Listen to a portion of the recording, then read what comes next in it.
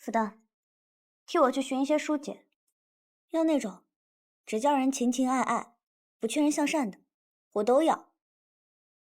女公子尚未嫁人呢，不看圣人典籍，去看这些，有些出格吧？我让你去你就去，否则我回都城，我就跟联盟说，你如今翅膀硬了，不听我的话了，你看他如何收拾你。别，女公子，福登都听你的，但求女公子在联方面前多夸夸我。只要你能帮我寻来所有教人如何做夫妻的书籍，我定教你夸的天上有，地下无。嗯。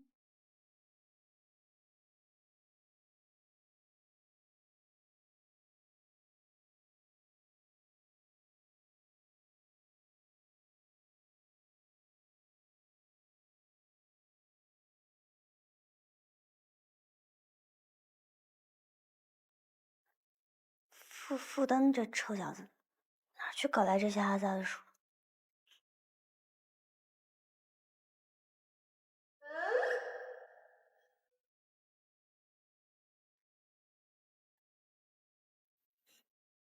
没眼看，真是没眼看！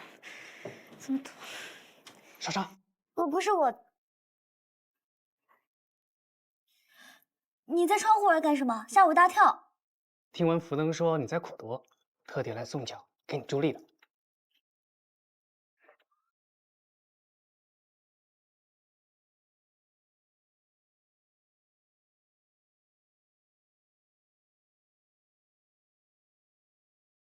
哼，算你有良心。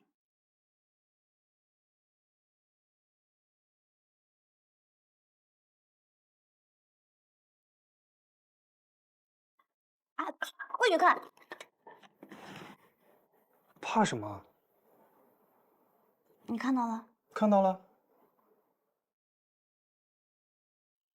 我们儿郎聚在一起也是常看。你说漏嘴了。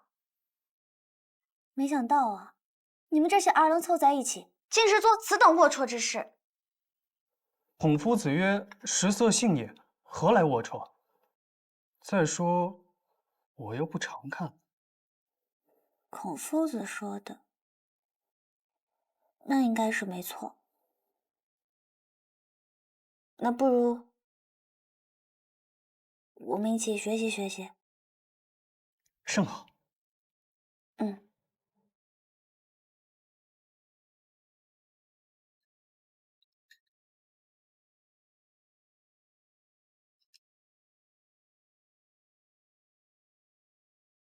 这都是画的什么东西啊？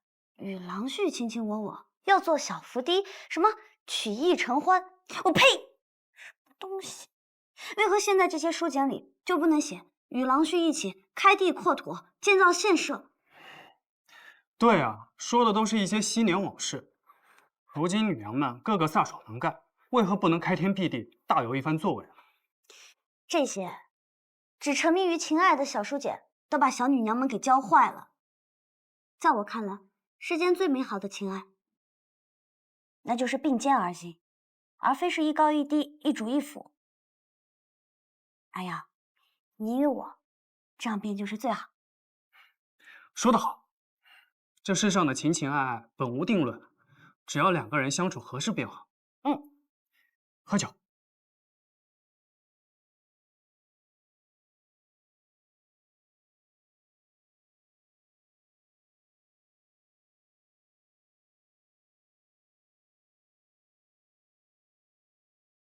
少商，若是陈伯夫人始终反对你我，你是否还愿意与我一起？阿瑶，你放心，无论我阿木如何反对，我都要与你并肩而行。不过现在，我们真得好好想想，如何谈情说爱。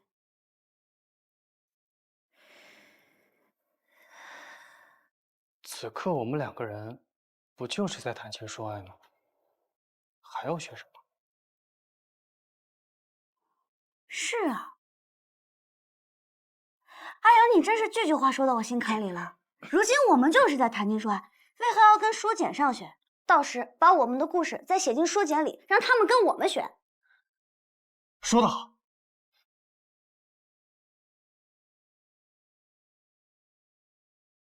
继续喝。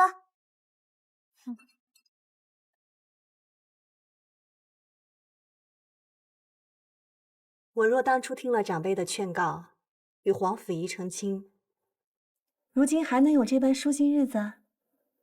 你我虽为长辈，但也并非事事都能料对。这鞋子合脚与否，得穿的人才知晓。这与谁过日子舒心，只有自身最为清楚。你也觉得我不应该干涉他？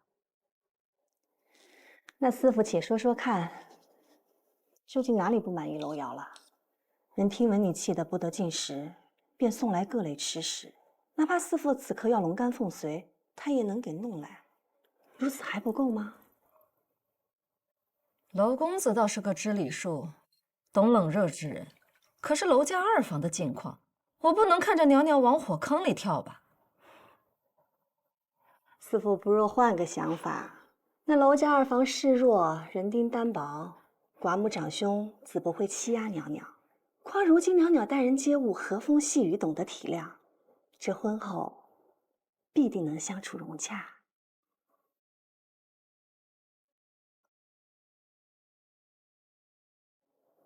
师傅是还有旁的想法？若将来泱泱的夫家没有娄氏门第高，我担心葛氏会心生埋怨。再者说，泱泱为长，理当先嫁，若袅袅抢了先，岂不遭人闲话？又来啦！师傅这心里总是规矩大过于天。我早就跟你说过，这家雀和雄鹰怎能一般样？这袅袅的相貌秉性是遮盖不起来的。泱泱自有她的好处，将来也会姻缘美满。若顾及这些而耽误了袅袅，那更是师傅的大大不该了。弟妇就不必相劝了，这门婚事我是定然不会同意的。师傅若真要退婚，我看也不能这么公然的宣之于众。那娄家非小门小户，若如娄家第一次退婚那般闹得沸沸扬扬，满城皆知，那娄家脸面如何挂得住？你以为娄家会像对何家那般息事宁人？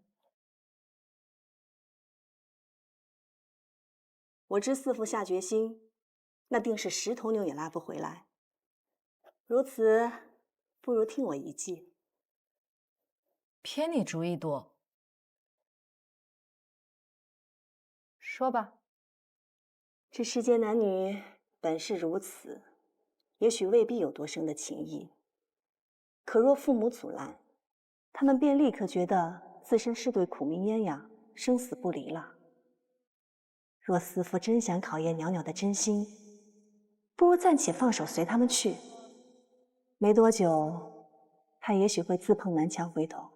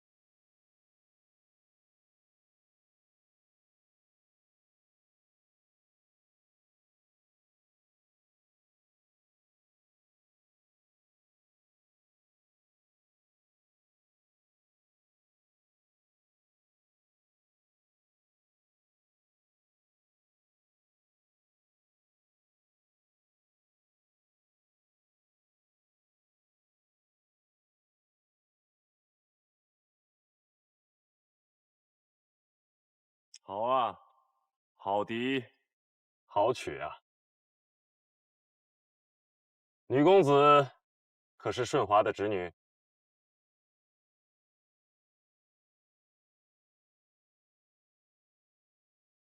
慢点。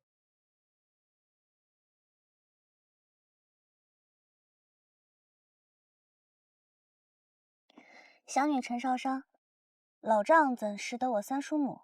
老夫黄甫仪，多谢程娘子那日替我传话与你叔母。原来是那个千方百计想找人传信的皇甫大夫。思君令人老，轩车何来迟啊！前几日我听闻你叔母受伤，怕她行动不便，便特意打造了这辆摇车赠送于她。谁曾想，你叔父又将这车送给了你。这摇车是三叔母赠予我的，他的伤，皇甫大夫不必担忧。从包扎到换药，甚至吮吸伤口的农业血水，三叔父不假他人，全都是事事亲为。若没有别的吩咐，我们就先走了。只是看着天色欲雨，恐怕是要下雨啊！哎呀，我们可没处躲。哦，翻过这座山坡就是圣上驻跸国的别院，程娘子可愿前往啊？啊，既然见不到你叔母，能与程娘子相叙一番也是好的呀。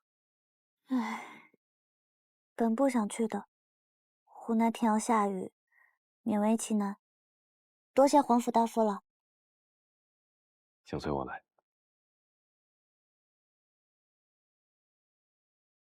少商，我们现在赶回去，未必来不及躲雨啊。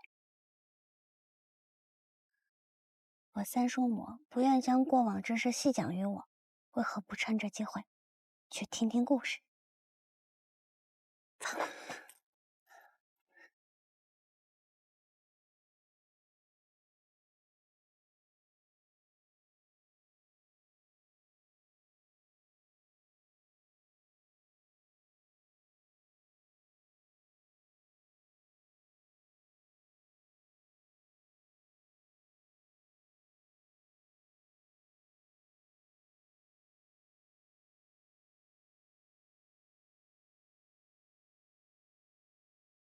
学生见过夫子。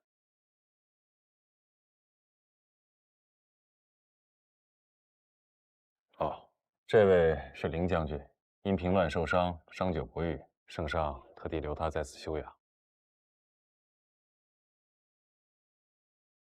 林将军，伤可好些了？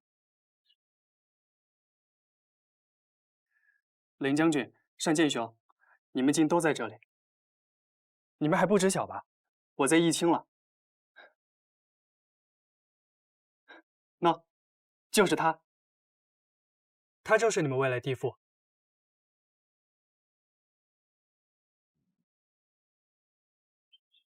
再去背一碗吧。是。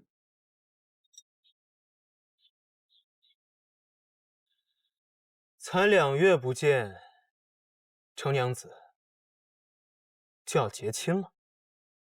单剑与你道喜了。多谢袁公子。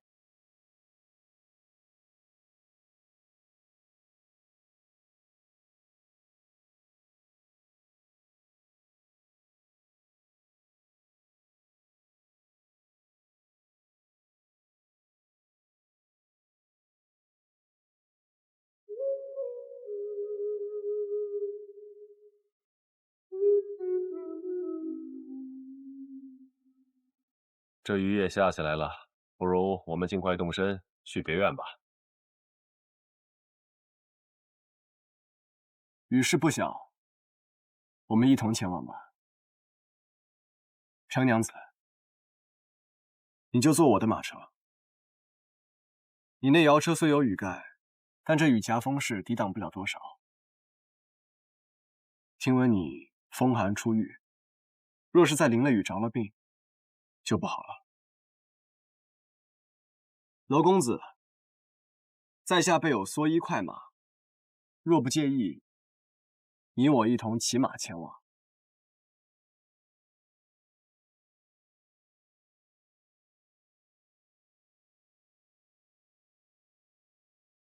那就谢谢子辰兄。少成，你快去，我随后就到。那你可得快些。女公子请。多谢林将军。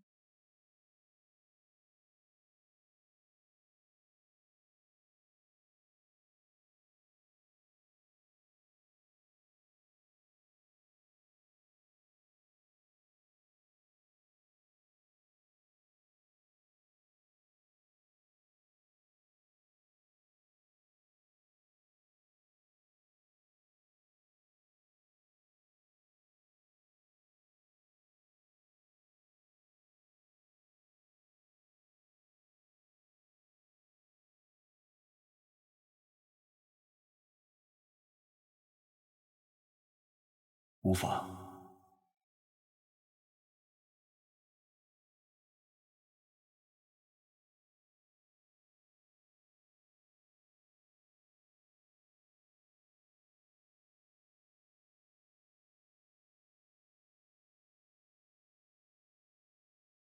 橙子娘子，别院到了。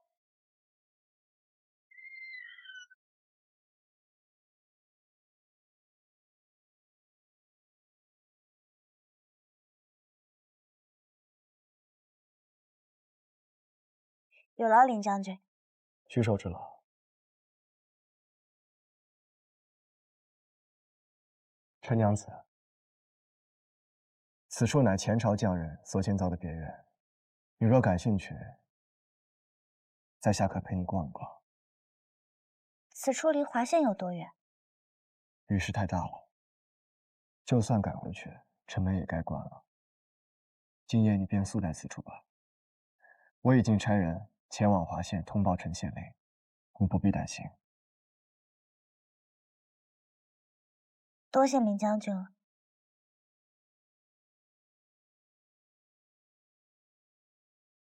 陈娘子方才淋了雨，带她去梳洗吧。我等阿瑶一块儿。罗公子我自会照料。你快些去吧。女公子请。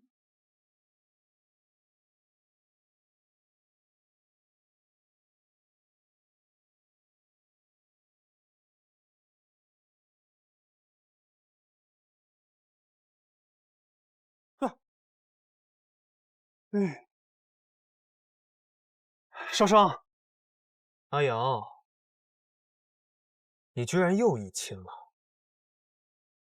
可不能就此沉迷温柔乡啊！别忘了，白鹿山夫子对你的谆谆教诲。当然不会。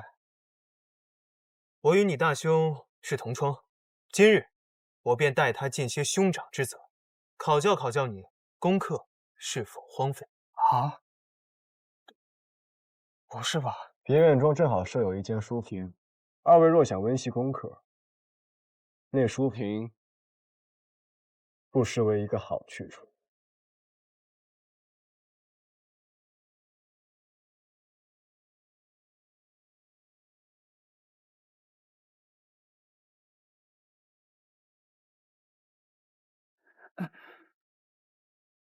这边开始考教啊？一个时辰已经过去，为何不能考教啊？你若素日只潜心用功读书，怎会心中如此忐忑？好吧，单剑兄，请问，我问你，你为何忽然来华县？啊？还与那程四娘子议亲了？这也不是书上的内容啊。我没说只考你书上的内容啊。我已仰慕少商已久，就想着离他近些，我就跟来了。仰慕已久？你是仰慕他满腹算计，还是仰慕他心思深沉？单剑兄误会少商了，他只是足智多谋，比其他女娘聪明机敏罢了。他也就哄哄你这般蠢笨的。我且问你，他又是如何认识林子胜的？上次玉血，子申兄于叛军手中救下少商，少商还帮他治伤来着。治伤？他还懂治伤？英雄救美，真是好生俗套。不对，他怕是利用智商来换取凌不疑护送你们去华县吧？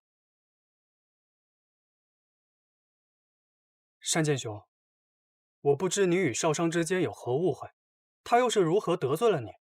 但他确实并非如你所想象的那般不堪。得罪？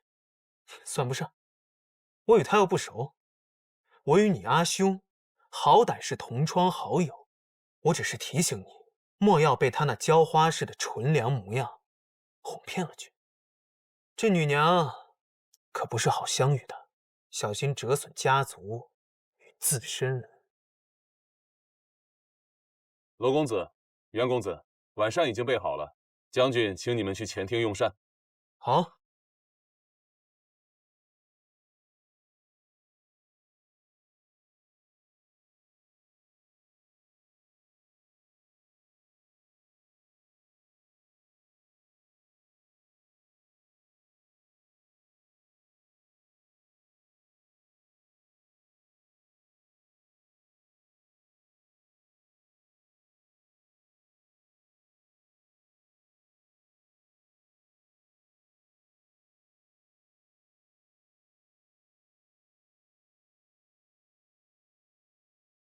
程娘子，这边请。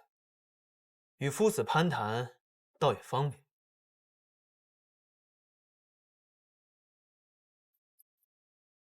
没事，你去吧。请吧。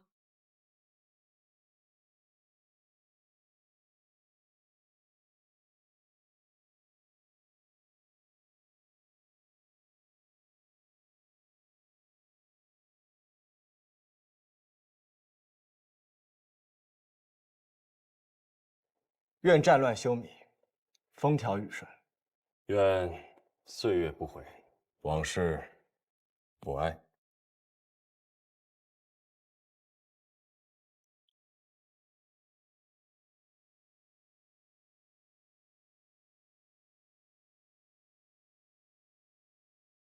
20余年了，自我遭立地加害，不得已离家游历天下，已是20余年了。程娘子，今日我倚老卖老，随你叔母叫你一声少商，可好？大夫随意便可。我们相逢即是缘分。少商，今日我同你讲一个小故事，可好？可是讲夫子自己的故事。哎，不过是个小故事而已，切勿攀扯他人。哦。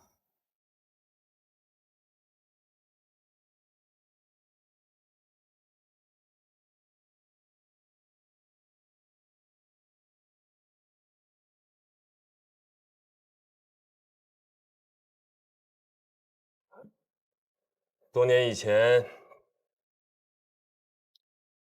有位世家公子，虽父早亡，但才华出众，后名声斐然，受尽追捧。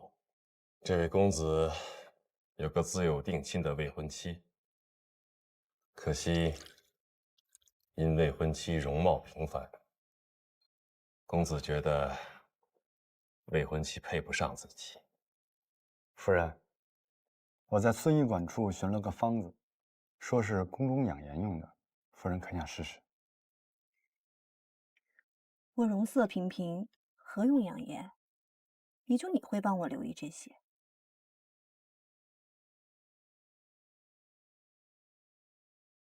你娶了我这无颜女，如今可是后悔了？我若是看脸娶妻，我为何不化个妆，把自己给娶了？这天下，我还没见到哪个女娘比我更俊。你呀，唉，可惜啊，皇甫仪可不是这般想。他当初并不甘心娶。夫人，能不能不要再提这个背信弃义、心瞎眼盲的家伙了？那个人家逢大难，远遁他乡，你当初没有提出退亲，已是仁至义尽了。那未婚妻家中亲长，也纷纷劝说他退婚避灾，可他力排众议，不肯背信弃义。非但如此，她一个小女娘，还以一己之力承担起照顾公子家眷的重责。更甚之，她还要备受未来君故的刁难，所做一切，只为盼公子早日归来成亲。而她这一等，就是7年。夫子恕我直言，那公子就不该让未婚妻吃的。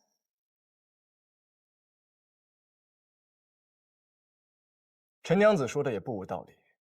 天若无道，人就该遵循天命；天若有道，自不会让有情人分离。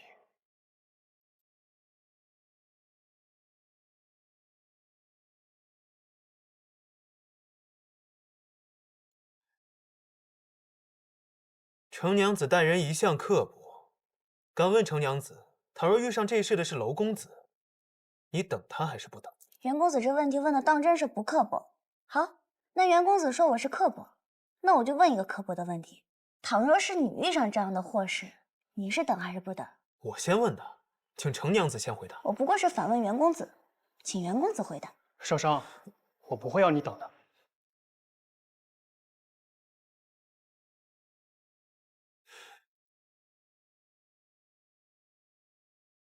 我没说错，少商，我一定不会让你等我的。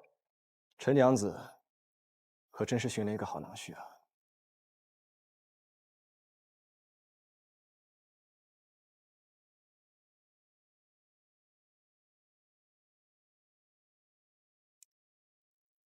公子王父有位十分了得的护卫，承公子王父当年恩情，自告奋勇，愿护送公子南下流亡。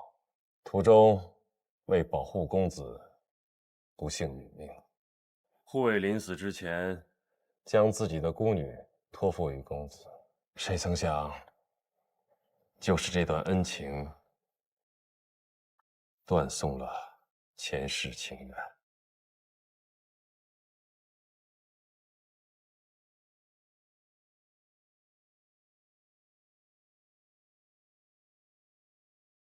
这段恩情断送前世孽缘，也未尝不好。原本7年后，他终于得以归家，为我阿父贺寿，并与我完婚。可那追随他2年的孤女，非在他归家时服毒自尽。若非他执意照顾孤女，拖至归家脚步，我又怎会在阿父寿宴上再被羞辱？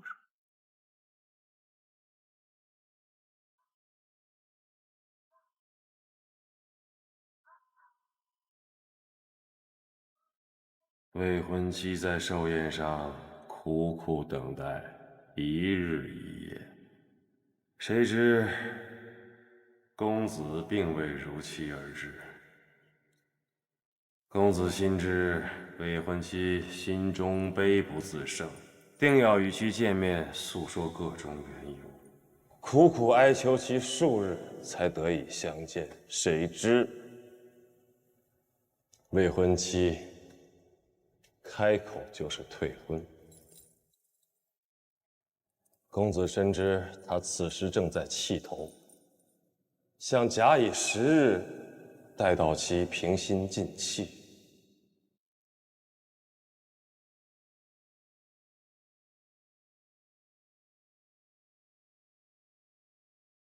谁知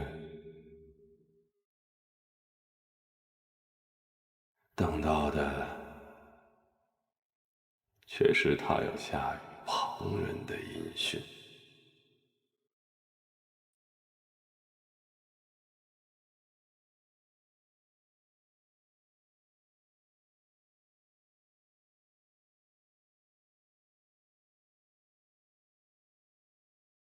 你既可为旁人拖住归家脚步，我为何不能驾驭旁人？我非要快刀斩乱麻，从此斩断与你的前尘过往。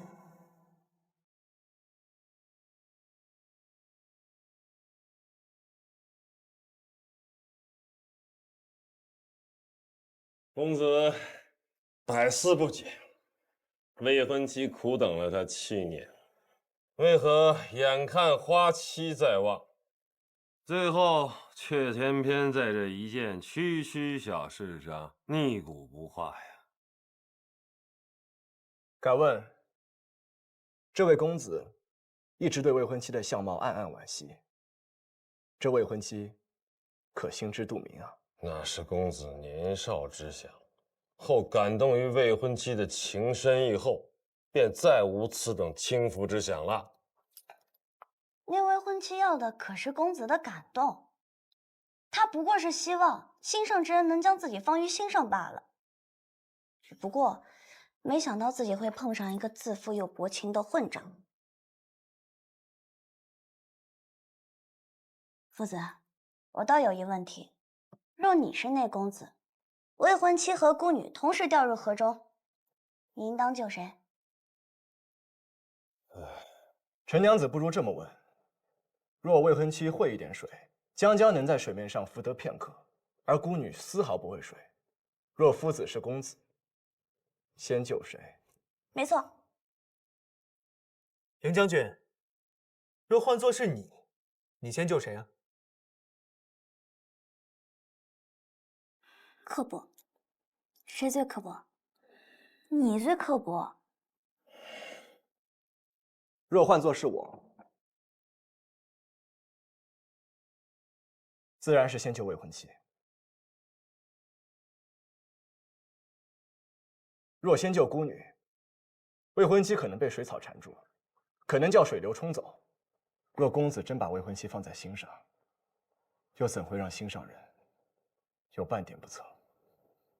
难道就眼睁睁地看着孤女死而不救？若是我也是要先救受伤的。哎呀，还是你对我好，我就知道你不会弃我于不顾。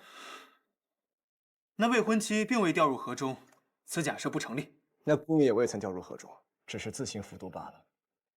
人死了便死了，只需给那名护卫过继子嗣，将来保他升官发财，让他的香火得以延续足矣。未免有些对不住那名惨死的侍卫。对不住便对不住了，人生在世，怎可能人人都对得住？此话说的有道理。家父也是武将，战阵之上，为护卫他这个主帅，死伤的将士不计其数，也没见所有的将士妹妹女儿都要嫁与我阿父的。说到底，要是那公子早些打发走那孤女，也就好了。这孤女不过就是个跳梁小丑，不值一提。方才林将军说的甚有道理，天有道，自不会让有情人分离。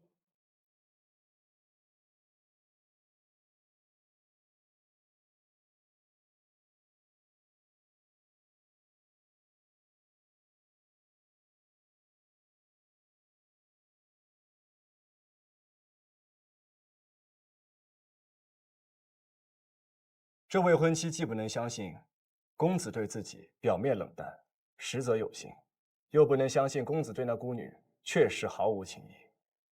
这两个不能互信之人，如何结为夫妻？这未婚妻约是想明白了这点，才断然退了婚。她用了7年时光来证明自己对公子的情谊，又断然退了婚，就是为了告诉公子，她虽相貌平凡，但心意绝不能轻辱。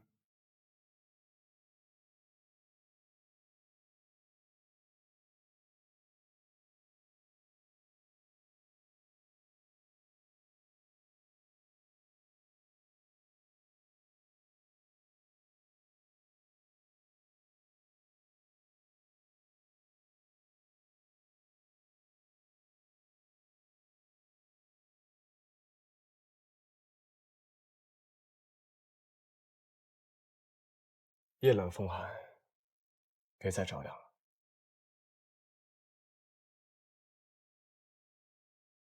还是披一下吧。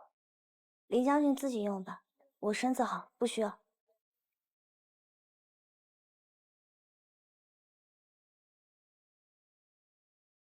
子慎以为，那未婚妻实乃大智大慧之人，拿得起放得下，一旦想清楚，便毫无留恋。他现在遇见了对的人，余生幸福平安，对吗？嗯，如今的他，再幸福不过。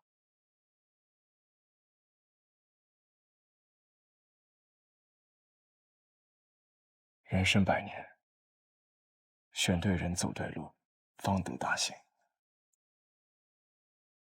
陈娘子当真觉得，眼下所选是对的吗？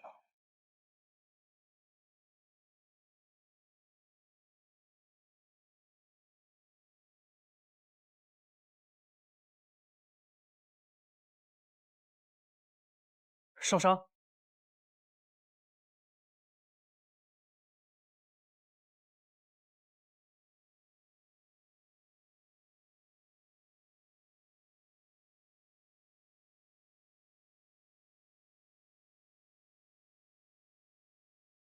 受伤？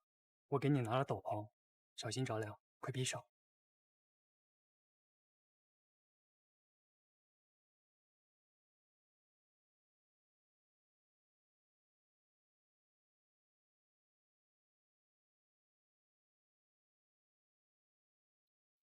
人家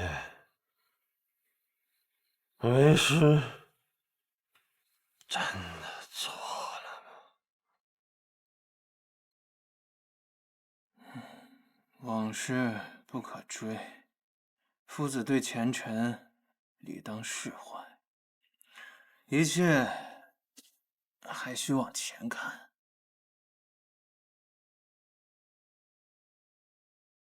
人家，要是我当时能够快刀斩乱麻，不与那孤女纠缠，生活就能与我重归于好。夫子，弟子听闻承旨大人才貌双全，又是出名的情痴护妻，可料丧尸叔余生所得的幸福，远非夫子能比。眼下夫子不能释怀，全因陈固自弱罢了。弟子愚见，情深则往，往则多虑。若能放手，则不虑不往，更不应记前尘。若夫子再纠结下去，丧尸叔夜已成婚，你要如何自处呢？这样吧。是。您就该早些歇息了，熬夜伤身呢。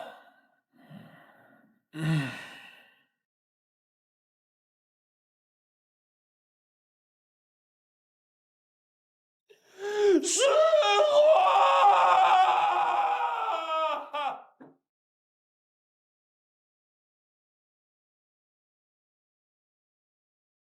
林将军，这别院附近是不是有狼？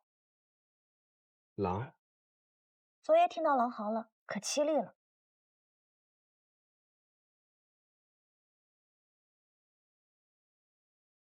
阿阳，少商，快看，这马好生高大，怎么一夜之间换成了驱马？驾车用马是有讲究的，若是在城内用车，用身量气平车做的小马即可；可若是要出城郊游，马匹身量最好在伞盖与车舆之间，这样不会颠簸，也不容易出危险。一切还是要以安全为重。还是子慎兄考虑周到，多谢子慎兄。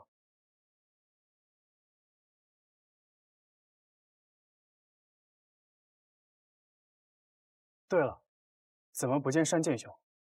他恐怕是被狼吓着了，一夜未睡好。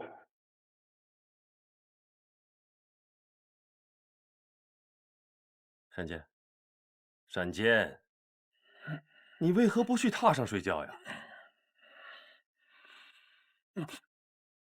哎，父子，你终于醒了。单坚，你这嗓子怎么了？昨天晚上喝多了。单坚，为师教过你的，做人还是要节制一些的嘛。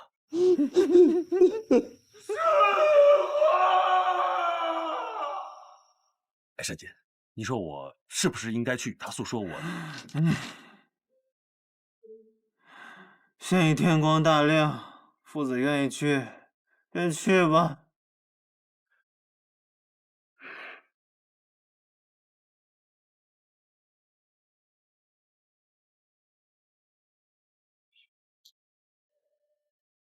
圣皇！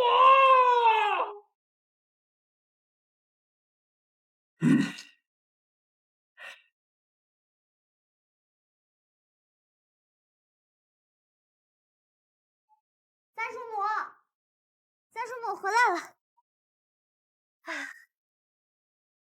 终于舍得回来啦！皇甫仪可对你说什么了？三叔母怎知皇甫大夫留宿了我们一晚？他送信来告知，我怎能不知？他这个人啊，坏得很。当年如此辜负三叔母，如今还厚着脸皮来纠缠你。皇甫仪也非坏人，不过是聚集全天下男子烈性于一身罢了。哼，娘娘，这女子在世，姻缘不过是人生的一道风景，成败离不开得失二字。这日后，无论遇到何情何景何人，都莫要为男人放弃了自己，不值得。三叔母的教诲，娘娘谨记于心。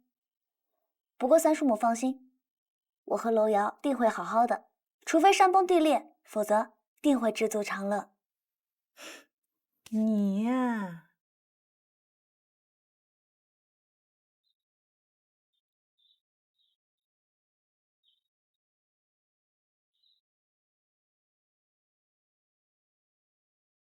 留步吧。三叔母，娘娘给你修的热水池子，你要记得每日都要泡上一泡，这样才能睡得香。还有，叔母腿伤虽已痊愈，但还需要衣食复查，切不可怠慢。等娘娘回去，给你坐个轮车，到时候再叫人给你送来。娘娘，你放心吧，有三叔父在，一定能照顾好你叔母的啊。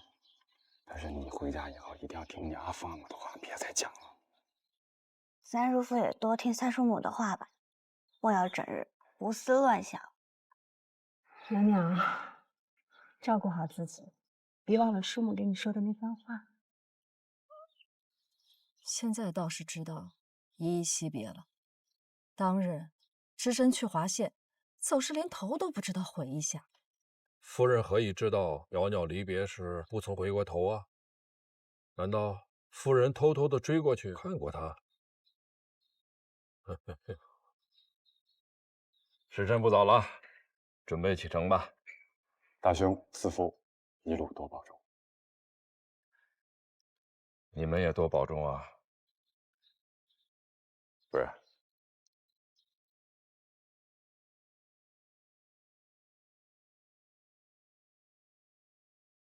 走吧。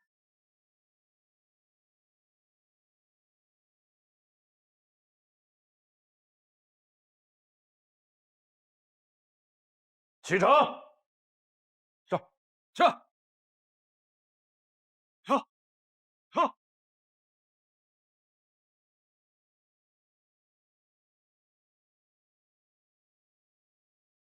少商，等等我，等等我！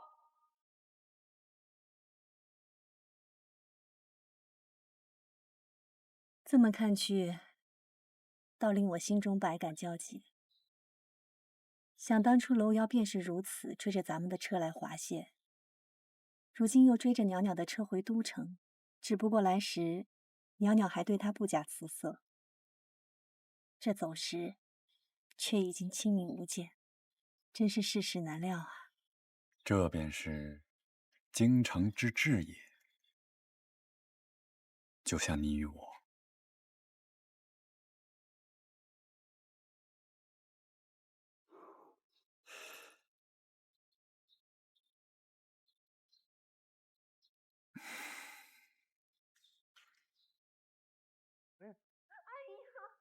来，那个旁边那朵最大的那朵。好，好，哎呀，不是那个旁边那朵。哪朵呀？你看那个。啊，看到了吗？好，你快点儿！我，哎呀，你快点！好，句话不急，不急。摘到了吗？啊，给我！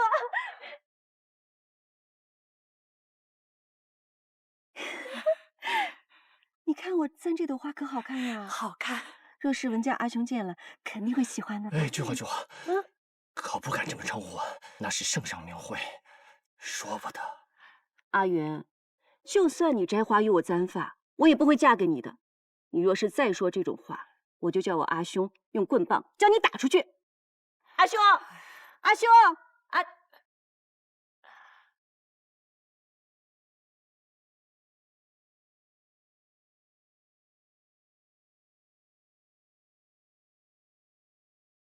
阿元，你瞧，这就是我堂兄家那个赤白石的侄子。哇，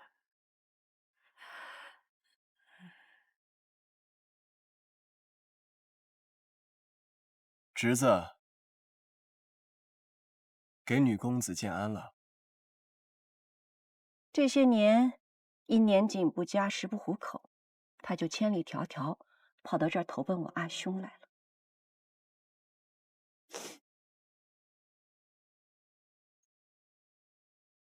女公子怜贫惜友，自侄们感恩戴德。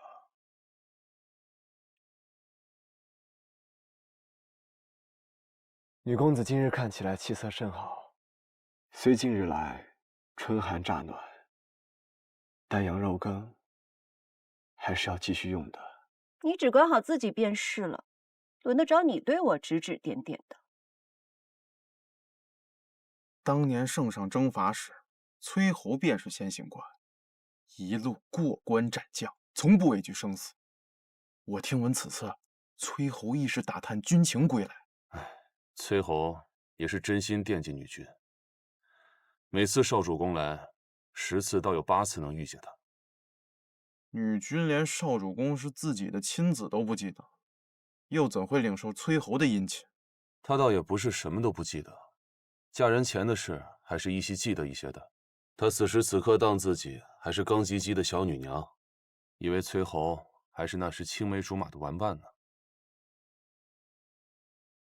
阿兄啊，你叫我莫在背后非议，这陈年旧事，你倒是记得比我还清楚些。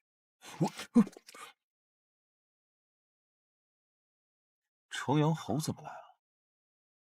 来，倒也不算难看。纵使锦缎再华丽，衬你都黯然失色。还有你说，我称第二，哪个敢称第一？就算是岳衡那个小贱妇，也比我差得远。我阿文兄长现在满心都是我，即便没有这些锦缎，他也不会多看那个贱妇一眼。振华，你怎么可以对岳飞出言不逊呢？你可知道他是当今圣上身边的贵人？岳飞？什么岳飞？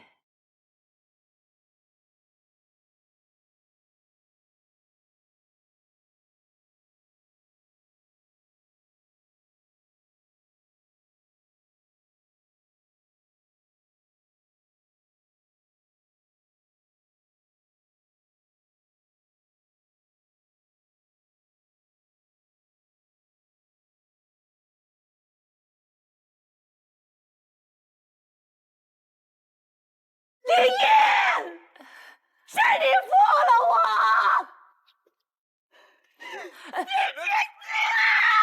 静凡，来人啊！先父女君需休息。你去死！你怎么不去死？你去死！你去死！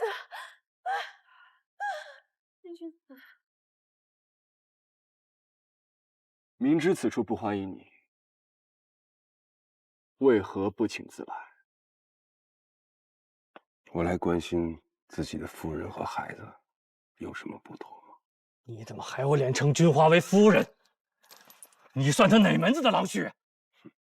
那也比你强。你苦苦纠缠君华了几十年，他连正眼都没看过。子胜，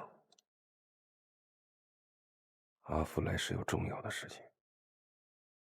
樊昌一案牵扯军械，应交廷尉府审理，你又何必趟着浑水？而且此案牵扯朝中从龙功臣，他们都是跟随圣上建国，享无上荣耀。圣上怎么能因为区区的一些军械之事，为难肱骨之臣？我与季大人一同审理此案，是圣上的意思。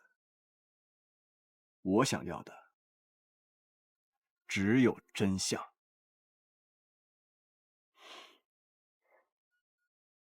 子胜，你终究年龄尚轻，为父要承担起教导之责，听阿福一句话，就此罢手吧。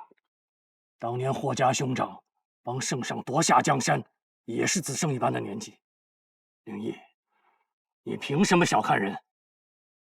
子胜，我与你站在一处，甭管此案牵扯到谁，你尽管去查。要是有人敢动你分毫，我崔佑第一个和他拼命。崔佑，你这话说的太轻巧了吧？得罪了不该得罪的人，你我都保不住他。现在他们已经动手了。子胜，你可知1个时辰前，昭玉被劫，樊昌现已逃脱。接下来这案子该怎么查？子胜，遇到大麻烦了。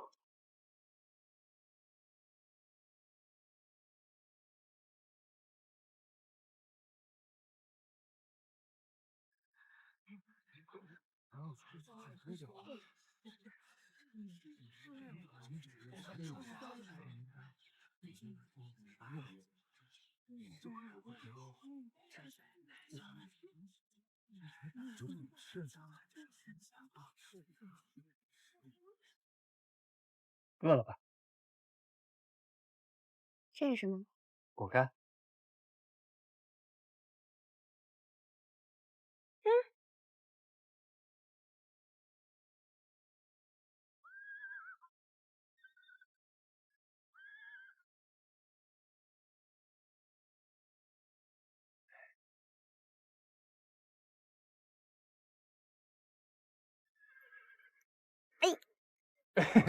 甜吗？甜。若娘娘真心喜欢娄公子的话，为何会这样为陶干与他？这与为犬畜有何不同？夫人这话说的就不妥了。依夫人看，恩爱夫妻该如何喂陶干，才不像喂狗啊？那自然是用手喂到对方的嘴里才是啊。那如此说来，你我也不算是恩爱夫妻。夫人就未曾亲手喂陶干放到我嘴里。我们能一样吗？我们可都是老夫老妻了。你年轻的时候你喂过呀。不过现在也不晚，我这就管他们要陶干去，也好让他们学一学真正的恩爱夫妻究竟是什么样。将军，你就别再闹了。晴天白日，都城城门设置关卡，车队只让进不让出。夫君有没有想过，是否有何不妥？是啊，闲杂人等，莫要扰乱公务。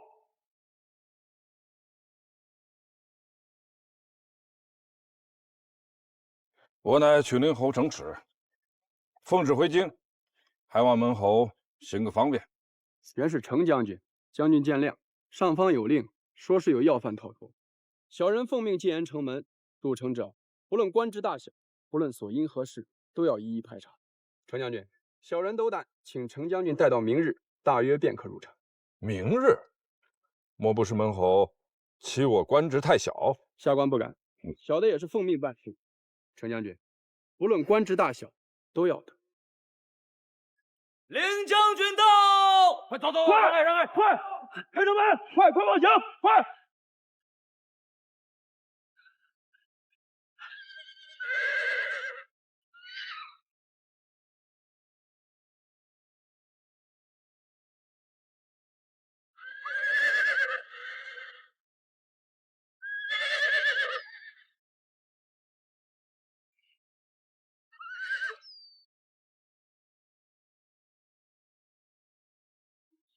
程将军，林将军，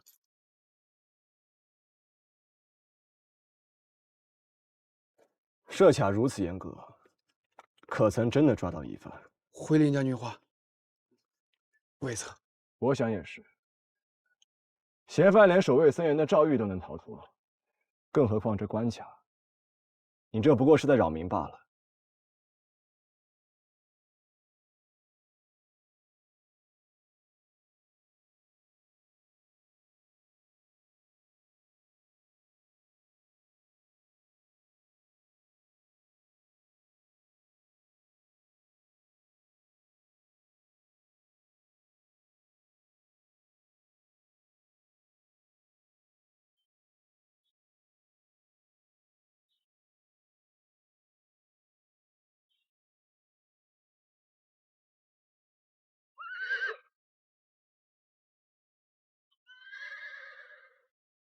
又见面了，程娘子。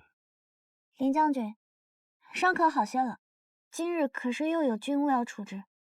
小伤而已，早就无碍了。这些时日也碰不到伤处。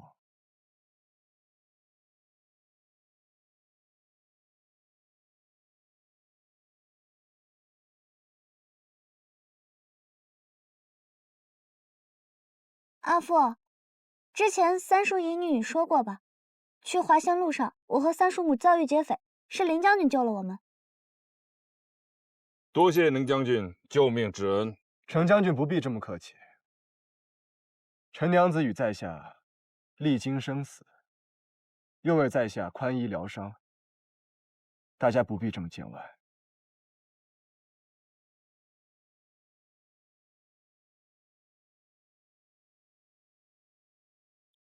陈娘子脸色苍白，可是病了？不劳将军费心，路程颠簸，看着没力气吧？是吧，阿瑶？是。既然身子不舒服，就早些恢复休息吧。都城严设关卡，在此排队不知还要排多久，就让在下护送你们进都城吧。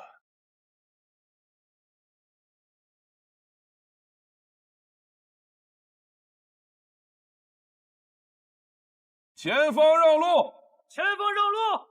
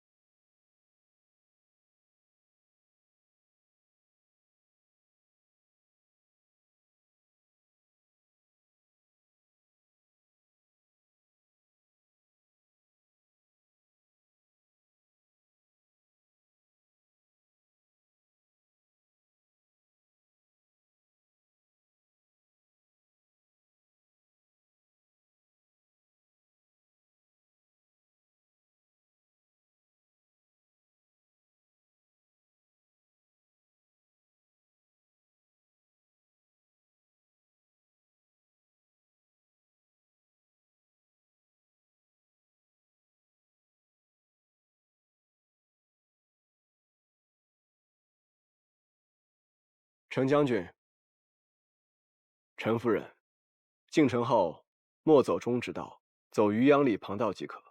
多谢林将军。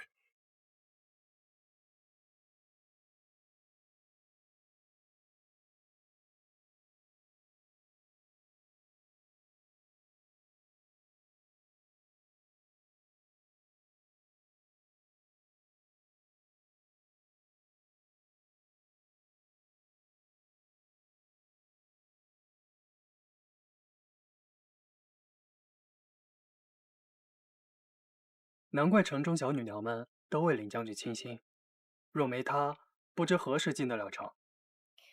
阿瑶，既入得城来，你还不赶紧回去，将你我之事禀明你阿母？对，我这就去。程将军、程夫人，楼瑶就此告别。驾！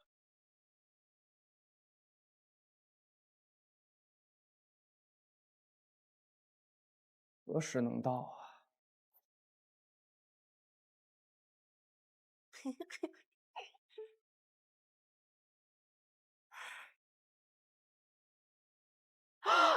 大郎！哎呀，我的大郎啊，你个没良心的呀！你还知道回来呀，大郎啊！你个没良心的呀！你还知道回来呀，大郎啊！阿母，你虽是庄稼人出身，可也不能将我当弟弟呀。你这手劲儿，我可吃不消。你说你出完了皇差，你为什么不回来？你去什么华县？我听说华县有余孽造反，你要有什么意外，你让阿母怎么还呀？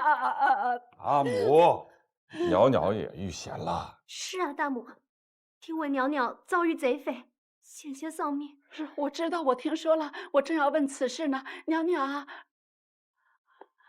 我问你啊，你是不是跟你三叔一直在一起呀？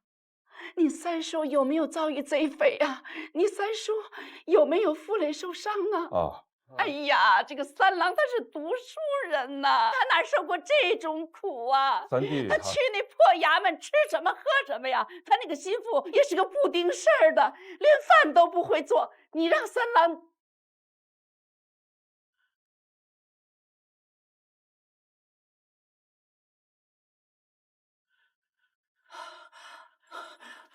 大郎，你为何一句话都不说？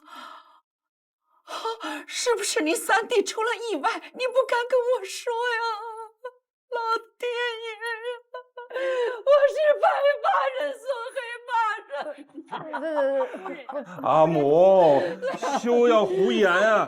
三弟好着呢，一点事儿都没有。啊？那我问你这般多句，你为何一句都不答？你一口气问了这么多句，我总得想一想，先回答哪一句啊？大母，我知道你定是担心叔父叔母，所以我特带了一个口舌灵便的仆妇回来。这仆妇这几个月每日待在叔父叔母身边，这看到的听到的定是不少。打明日起，我就让他巨细靡遗的全都讲给你听。哎呀，干嘛还等到明日啊？现在赶快把人叫到我房中，我要让他跟我说说这些时日我的三郎都吃了哪些苦啊！我的三郎是读书人呐，他怎么能吃这么多的苦呢？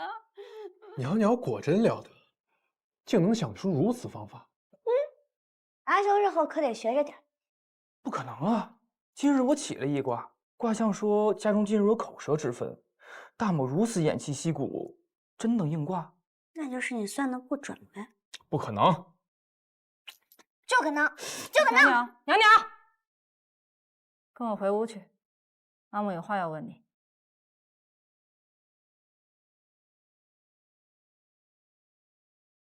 你在路上又做什么惹阿母生气了？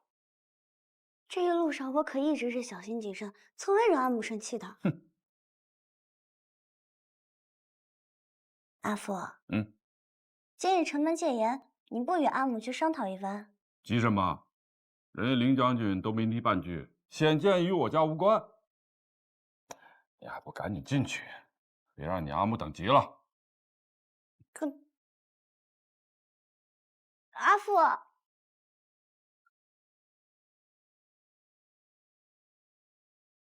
卦象上说的今日家中口舌之分，看来是应在这里了。可怜的袅袅啊！哎，哎，你先给我说说，这几个月你都做了什么，见了什么人？不许漏下一丁点。啊？全部都要说吗？那可有好几个月呢。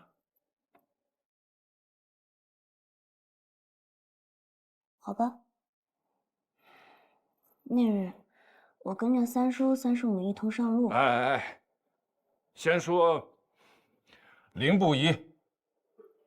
叔父应该都跟阿父说了，不过就是那些事儿。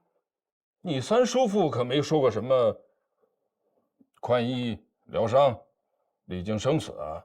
阿父，你莫听凌不疑夸大其词，我跟他总共都没见过几回。没几次是多少次啊？也就3、4、5、6、7、8回吧。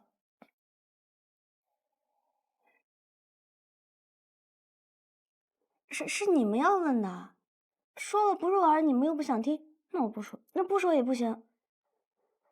不说你们若是想打我怎么办？你但说无妨，阿父绝不打你。也不能罚我啊！我跟阿瑶还约好了做好多事情呢，不能罚我在家抄书。磨蹭什么呀？还不赶紧说！你与那个林将军为何如此熟稔？他还特意送你入城。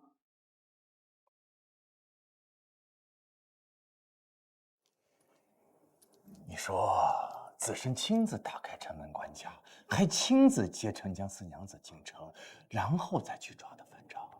是，陛下千万不要责怪林将军，他向来最讲规矩，此次恐怕是念及程娘子的救命之恩吧？恐怕不仅仅是救命之恩呐。那还能有什么呀？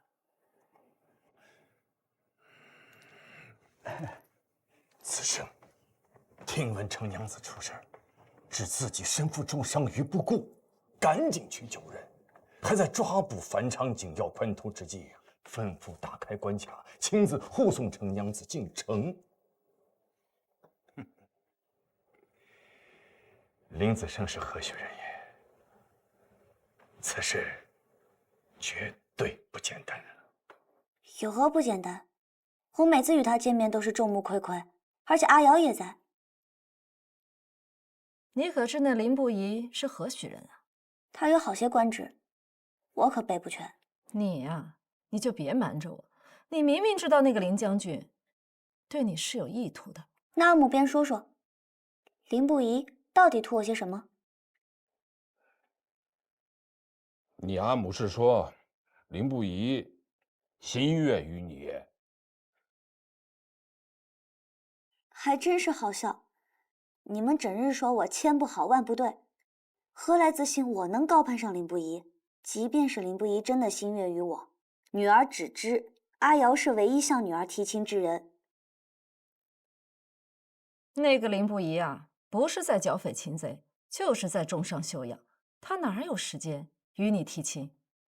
那便就是天意，可见还是阿瑶更适合我。如此说来，你就是放不下娄家那门亲事，就算是林不疑心悦于你，你还是要嫁给娄瑶，对不对？说来说去，阿母就是不愿意我嫁给阿瑶，对不对？即便是林不疑并未对我心悦，也要命我为他留一线机会。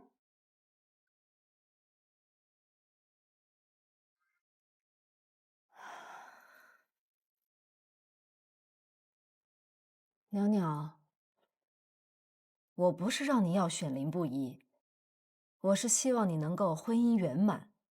娄家二房示威，你要是嫁给他，娄瑶能护得住你吗？这天下的好儿郎这般多，你为何这般着急？你可以再等一等，看一看，这婚姻大事岂是儿戏？就是啊，阿父阿母、三叔三叔母都是神仙眷侣，我又何尝不是羡慕？只是我知道自己一直以来运气不好，若还要挑三拣四，错过了阿瑶，便想再寻个好的，也是件难事。不如阿母就像大母那般，去寻个老神仙问问，看看我错过了阿瑶，还能不能遇见比阿瑶更合适的。娘娘休要胡言。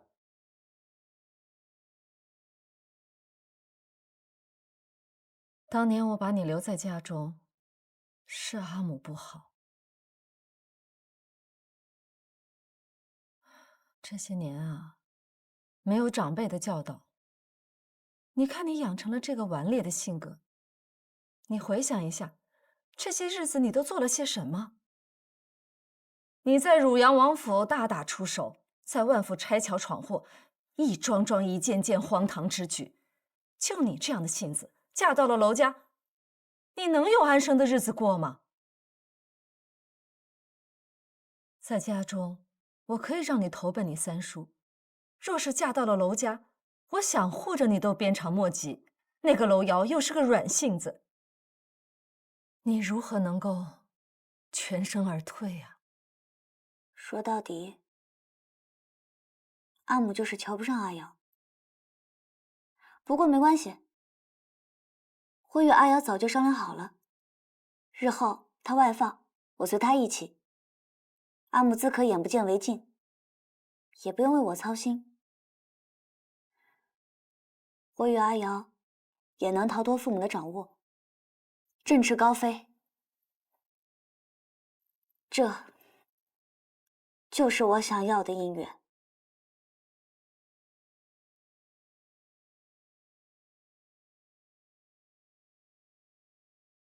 好，好，那你就和娄瑶在一起。阿母希望你能够恩爱一生，没有波折。我与你阿父不会再说什么了。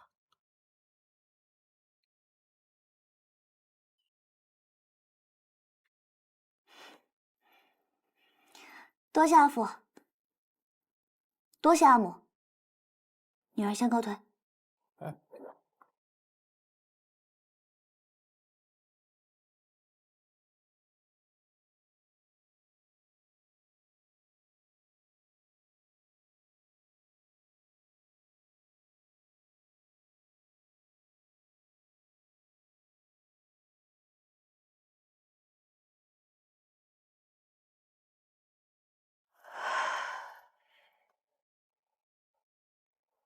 愿意啊，娘娘还小，日后她会懂得你的苦心的。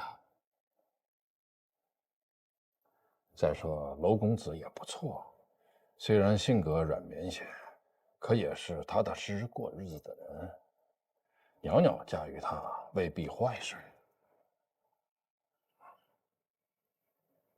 我只希望袅袅能够寻个良人，不想让他遗憾终身。可他就是不听我这个阿母的，总是和我顶撞，我能害了他吗？我知你因着过去的事情，始终觉得亏欠袅袅，恨不得一切都代他做主，让他少走些弯路。可婚姻之事，谁又能轻易的断言是好是坏？我不能断言他的婚姻，可是我能断定，那娄家就是个龙潭虎穴。我不能眼睁睁看着自己的女儿嫁过去吃苦受罪吧？这天下的好儿郎多了去了，他又不是没得选。娄家是龙潭虎穴，可凌家内情比娄家有过之而无不及。再者，凌不疑如今正掘地3尺，也要查清樊昌一案，不知又要触碰多少人逆鳞。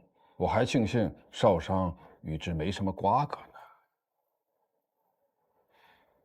好了，别难过了。夫君，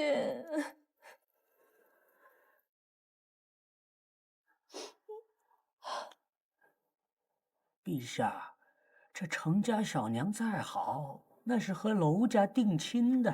朕啊，只是心疼子生。自他阿父娶了程于氏，逼封他阿母之后啊，这婚事就成了他的一个心结。他宁愿背负不孝忤逆之名，也要和城阳侯划清界限，朝臣们还参他不孝。殊不知啊，他才是这世上至真、至孝、至善之人呐。您说这城阳侯此生娶妻2回，却只生1子。这凌将军呢，假如能服个软，想享何等的滔天富贵呀！